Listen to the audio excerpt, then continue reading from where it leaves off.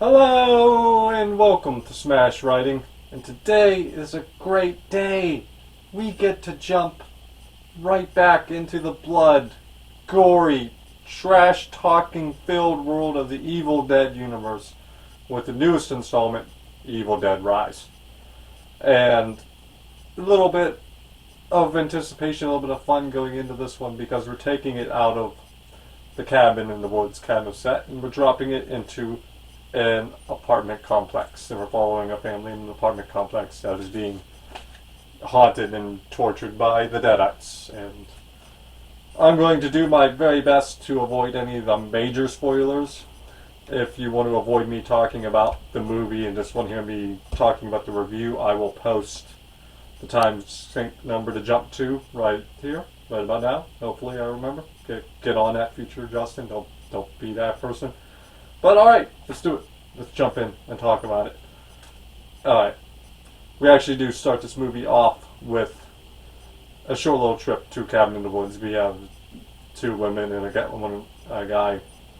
He makes a comment about his girlfriend being ill, and the girl goes in to check on her, and she's possessed and wipes them out.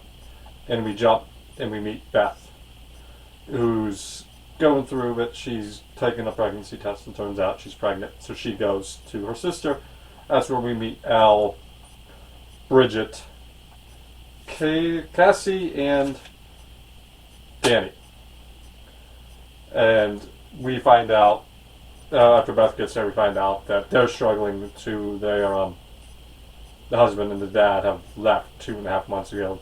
Ellie did call Beth to tell her, but Beth hasn't been checking her phone to show you a bit of estrangement going on there. And their apartment complex has been condemned, and they have to move out. So they're in the process of getting ready to move. And the kids go out to go get pizza. And they're having a bit of heart-to-heart, a bit of enlightenment coming out. And just as the kids are coming back, an earthquake hits, and it opens up a crater in the parking garage to an old basement, because our apartment complex used to be a bank. And Danny gets into the vault, and he comes out with a stack of records and the Book of the Dead. But he actually cuts himself on when him and Bridget are inspecting the book, and when he bleeds on it, it opens up. And ignoring Bridget's advice, he plays the records, which starts the incantation. And that is when the demon rises up and possesses the mom, Ellie, who tries to make a plea with Beth to not let it take the kids. And they try to get her to help, but the elevator's broken and the stairs are gone, and she dies. But while she's dead, the neighbors have convened and they're going to try to get through the fire escape, but Ellie comes back and starts going after everyone, and that is where I will leave it for now. I don't even know where to begin with this review. This is a hell of an entry into the Evil Dead world. It is wonderful. It has all the right ingredients to be perfect Evil Dead movie. And I guess I'm going to start with the story and the setting. I really enjoyed this apartment complex being turned into almost this small, cramped in. You really feel claustrophobic, and there's no way out of it. You're stuck in this small, cramped. It's not even a small, cramped area. There's multiple rooms and there's the hallway, but because of just how confined it makes you feel, it really hypes up the horror and the tension throughout.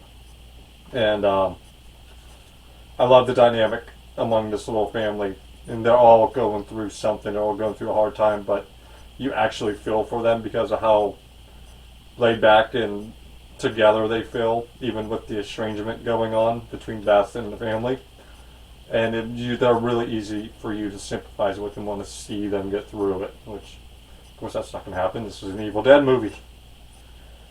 And we will talk about the gore and the non-kills, the attacks, which are all really, really good. There's gross, it was intense, blood-soaked everything, just the right ingredients that you need. I love the camera angles that they were using all throughout. little fades away. They would split. They would show you the reaction while the people behind them are reacting. And you had a really nice scene of Beth looking through the peephole of the door, and you see Demon L just laying waste to the neighbors and then tormenting those locked inside the apartment from the fisheye view, and that was really nice touch. Which brings us to the actors. Lump all the kids together. Neil Fisher as Cassie, Morgan Davis as Danny, and Gabriella Eccles as Bridget. I thought all three of them did really great job from all the kids in here, from making you feel their horror and their pain and the loss and the suffering that they're going through. A little bit more so with Gabriel Eccles, with the direction they take Bridget on in this movie. That was really well done.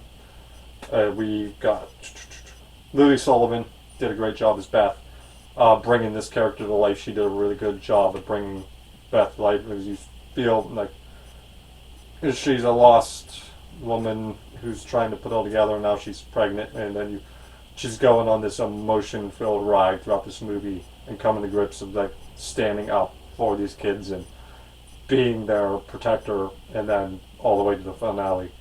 She did a really good job. And then, of course, we have to talk about Alyssa Sutherland as Ellie. Good Lord, was she fantastic nightmare fuel in this movie. Oh, just the level of trash talking and the intimidation factor she has coming in this movie. It's so well done. Such a excellent, great, fantastic, more adjectives in there. Just wonderful job.